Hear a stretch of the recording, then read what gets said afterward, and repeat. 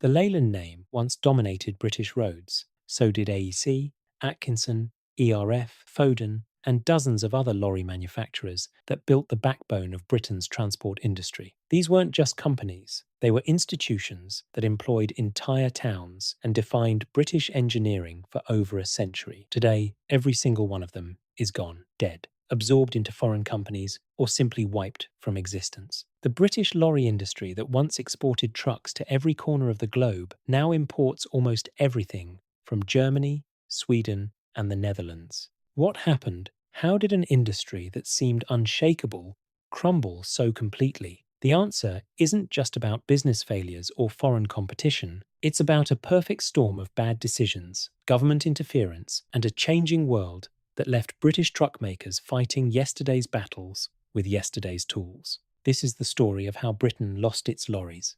To understand how spectacularly the British truck industry collapsed, you first need to appreciate just how dominant it once was. In the 1950s, walking through any British industrial town meant hearing the rumble of locally made lorries carrying goods across the nation. The names on those trucks weren't foreign imports. They were AEC, Leyland, Atkinson, ERF, Foden, Guy, Dennis, Seddon, and Albion.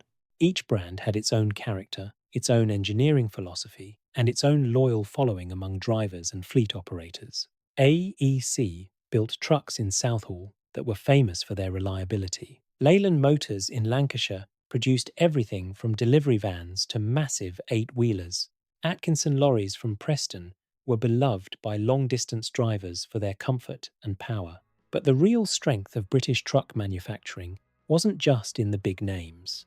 Smaller companies like ERF were pushing innovation forward. Foden itself, based in Sandbach in Cheshire, had been building steam wagons since 1856 and evolved into one of Europe's most respected heavy truck manufacturers. The diversity was staggering. Dennis Brothers in Guildford specialised in fire engines and municipal vehicles. Guy Motors in Wolverhampton built everything from buses to military trucks. Seddon diesel vehicles in Oldham carved out a niche in medium-duty commercial vehicles. Each company had decades or even centuries of engineering heritage. This wasn't just an industry, it was an ecosystem. Supporting these manufacturers were hundreds of component suppliers, engine builders, transmission specialists, and bodybuilders scattered across the Midlands and Northwest. Towns like Leyland, Sandbach, and Southall became synonymous with truck manufacturing. Generations of families worked in these factories, passing down skills and knowledge from father to son. The export market was equally impressive. British trucks were shipped to Australia, South Africa, India, and throughout the Commonwealth. The engineering was solid, the build quality was respected, and British trucks had a reputation for working in harsh conditions where reliability mattered more than luxury. However, this golden age was built on foundations that were already starting to crack. The first major blow came from an unexpected direction. In 1968, the Labour government, under Harold Wilson, decided that Britain's truck industry was too fragmented and inefficient. They pushed through a series of mergers that would create a single, dominant British truck manufacturer capable of competing with the growing threats from Europe. The result was British Leyland, formed through a complex web of mergers that brought together Leyland Motors, AEC, Guy, and later Scammell under one corporate umbrella. On paper, it seemed logical. Combine the engineering expertise of AEC with the manufacturing scale of Leyland, add Guy's specialist knowledge and Scammell's heavy haulage experience, and you'd have a British truck giant. But merger logic rarely translates to real-world success. British Leyland became a bureaucratic nightmare where former competitors were forced to work together under government oversight. Engineers who had spent decades developing distinct approaches to truck design suddenly found themselves arguing over which systems to standardize. Instead of combining the best of each company, British Leyland often ended up with compromises that satisfied no one. British Leyland was saddled with outdated factories, aging production equipment, and a workforce that had become increasingly militant.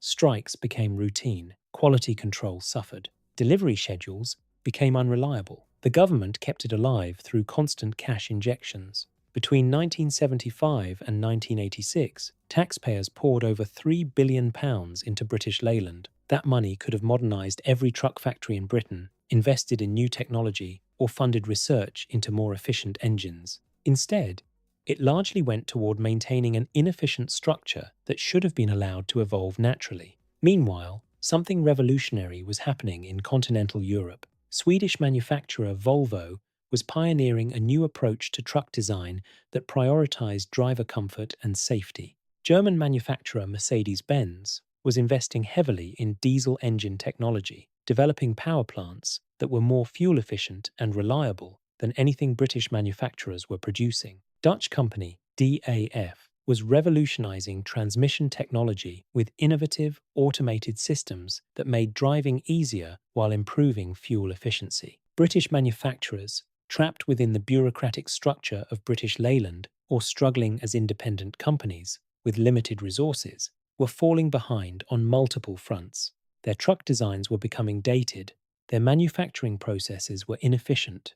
Number 1 on the casualty list was AEC, the Associated Equipment Company that had been building trucks and buses in Southall since 1912. AEC's Mandata and Mammoth trucks had been workhorses of British industry for decades. Their distinctive triangular badge was a familiar sight on construction sites and in freight yards across the country. But after the merger with British Leyland, AEC's engineering team found themselves constantly battling corporate politics. Their proven designs were modified to incorporate Leyland components, often with mixed results. The famous AEC diesel engines were gradually phased out in favour of Leyland alternatives that didn't always match the performance characteristics that AEC customers expected. By 1979, the AEC brand was quietly discontinued. The Southall factory continued operating for a few more years, building trucks under the Leyland badge, but the engineering heritage that had made AEC famous was systematically dismantled. The factory finally closed in 1986, ending 74 years of truck manufacturing in Southall. Guy Motors lasted slightly longer, but faced similar challenges. Based in Wolverhampton, Guy had built a reputation for innovative engineering, including some of the first British trucks with fully automatic transmissions. However, Guy's position within British Leyland became increasingly marginalised. Their distinctive models were replaced with badge-engineered versions of Leyland designs. By 1982, the Guy name disappeared from new trucks.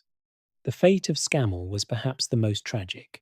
This Watford-based company had carved out a unique niche building, specialised heavy haulage vehicles and military trucks. Their pioneer and contractor models were legendary in the construction and heavy transport industries. But Scammell's specialised focus made it vulnerable when British Leyland decided to rationalise its truck range. Rather than continue supporting Scammell's niche expertise, British Leyland gradually shifted focus toward higher volume truck segments. Scammell limped along until 1988, when the remnants of the company were sold to DAF. The Dutch manufacturer kept the Scammell name alive for a few more years, but the distinctive British engineering approach that had made Scammell trucks unique was lost forever. The independent manufacturers faced different challenges, but the outcome was often the same. ERF, founded by Edwin Richard Foden in 1933, after he left his family's company, had built a reputation for innovative truck design and exceptional build quality. But ERF was essentially a small-scale manufacturer, competing against giants with vastly superior resources. While Volvo and Mercedes-Benz were investing hundreds of millions in new truck development, ERF was working with budgets that were a fraction of that amount. The company struggled through the 1980s and 90s, changing ownership several times and gradually losing market share to better-funded European competitors. ERF finally collapsed in 2007, ending 74 years of British truck manufacturing in sandbag. Foden's story was equally heartbreaking. This was the company that had been building commercial vehicles since 1856, surviving the transition from steam wagons to diesel trucks and establishing a reputation for engineering excellence that was respected worldwide. Their distinctive bonneted trucks were particularly popular in export markets and with owner-drivers who appreciated their distinctive styling and robust construction. But like ERF, Foden was caught in an impossible squeeze between rising development costs and declining sales. The company was acquired by American manufacturer PACCAR in 1980 and initially seemed to stabilize under new ownership. However, PACCAR's long-term strategy focused on promoting their DAF and Kenworth brands rather than investing in Foden's future. Production at the Sandbach factory gradually declined through the 1990s. New model development virtually ceased, and Foden Trucks became increasingly dated compared to their European competitors. The last truck rolled off the Sandbach production line on July 13, 2006, ending 150 years of vehicle manufacturing. Atkinson lorries survived longer than most, partly because they had carved out a profitable niche in the heavy haulage and construction vehicle markets. Based in Preston, Atkinson built a reputation for producing some of the most powerful and durable trucks available in Britain. But Atkinson faced the same fundamental problem as other British manufacturers. They were competing against companies with vastly superior research and development budgets, more modern factories, and access to global markets that provided the volume necessary to amortize development costs across thousands of vehicles. The company eventually became part of Seddon Atkinson when it merged with Oldham-based Seddon diesel vehicles in 1974. Seddon Atkinson was eventually acquired by Iveco, the Italian truck manufacturer, in 1991. The new owners kept the Seddon Atkinson name alive for a few more years, but gradually phased out the British-designed models in favour of badge-engineered versions of Iveco trucks. The last, genuinely British Seddon Atkinson rolled off the production line in 1999.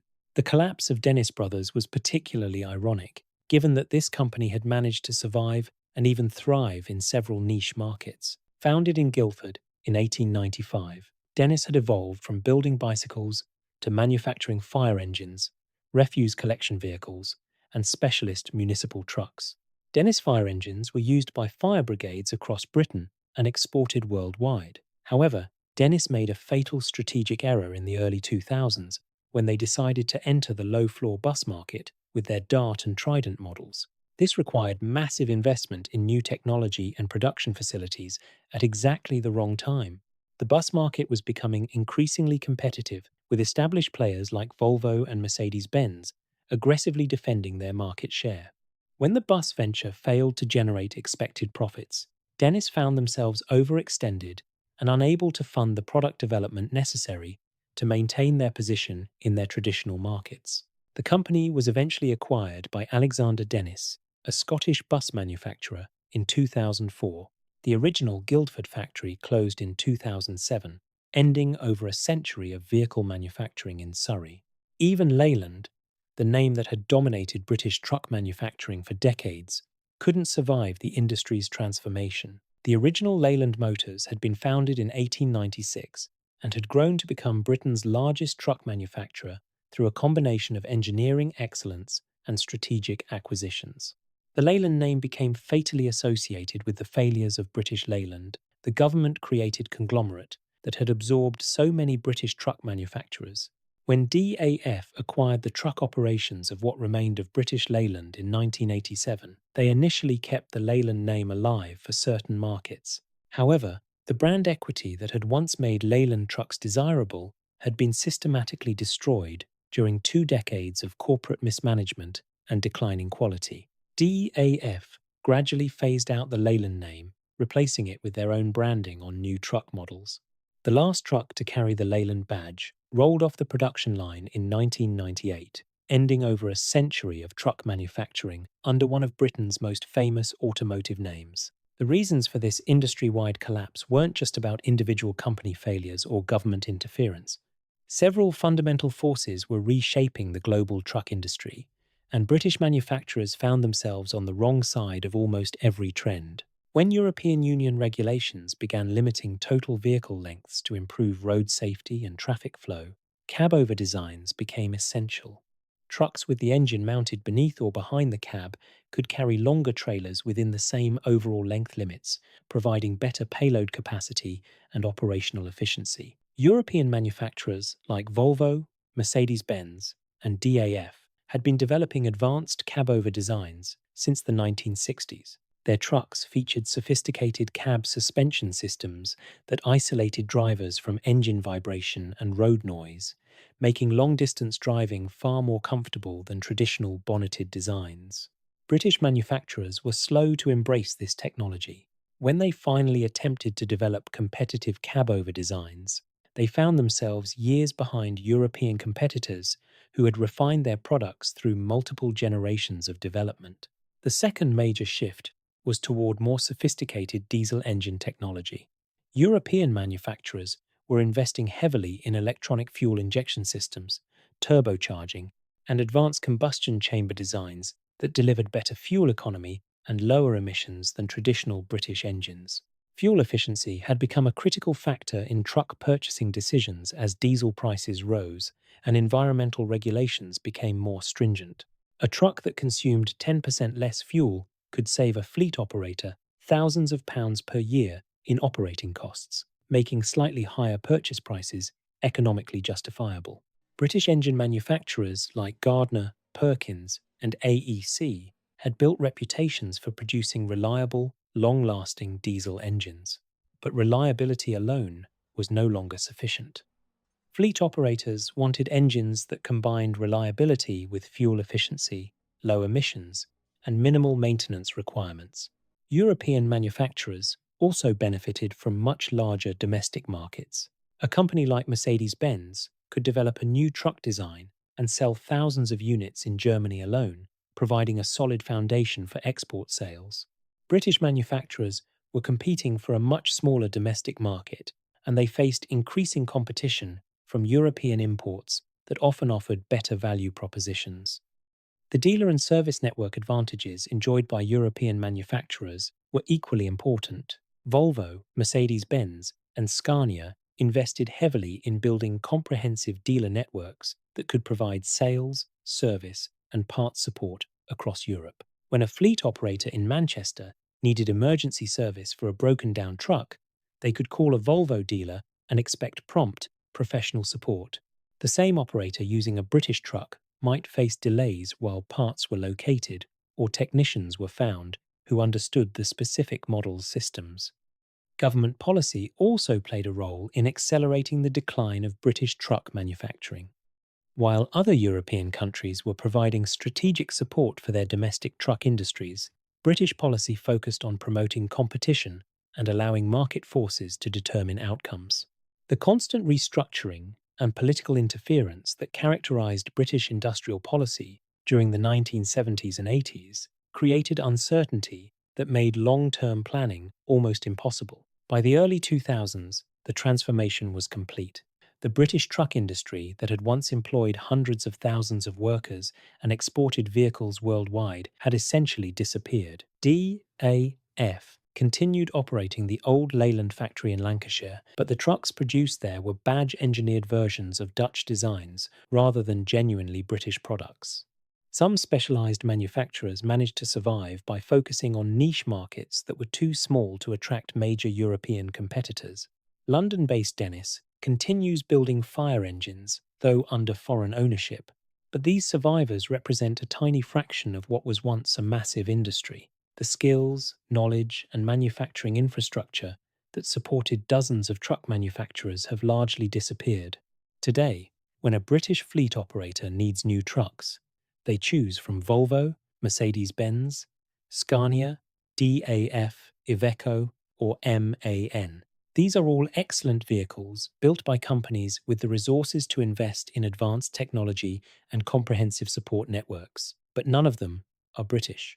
The story of how Britain lost its lorries is ultimately a story about the challenges facing industrial countries in an increasingly competitive global economy. Traditional advantages, based on established brands, skilled workers, and engineering heritage, weren't sufficient to compete against companies with superior resources, more modern facilities, and access to larger markets. Perhaps the most important lesson is that industrial decline isn't always obvious while it's happening. Throughout the 1970s and 80s, many British truck manufacturers continued producing vehicles, even as their competitive position steadily deteriorated. The final collapse often came suddenly, but it was the culmination of years or decades of gradual decline. The empty factories where AEC, Foden, ERF, and dozens of other companies once built trucks stand as monuments to an industry that couldn't adapt quickly enough to survive in a rapidly changing world.